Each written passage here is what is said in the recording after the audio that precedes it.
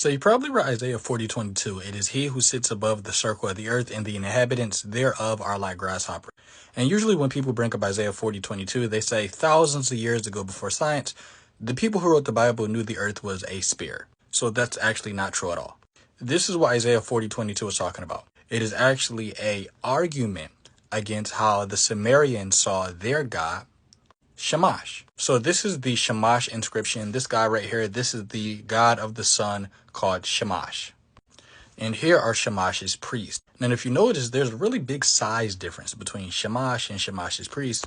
And here's the sun right here. The sun is on a table and is connected to a pulley system. Why is it connected to a pulley system? Because people in the ancient world, they used to believe that the sun god would get up in the morning and he would pull the sun up. And he was able to pull the sun up because they thought that he was really, really, really big.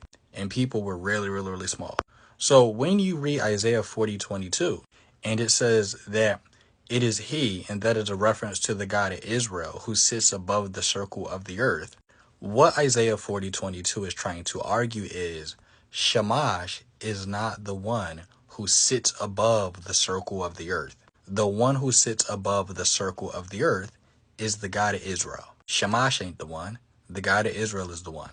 But this is their understanding of how they saw the world. Now, that doesn't mean that their understanding of the world is true, because the people who lived in biblical times, they thought the earth was flat. Now, just because they thought the earth was flat, just because they had one wrong belief doesn't therefore mean all their other beliefs are wrong. Just because they didn't know how the world worked, that doesn't mean that they therefore didn't have real experiences with a real deity. But that is neither here nor there.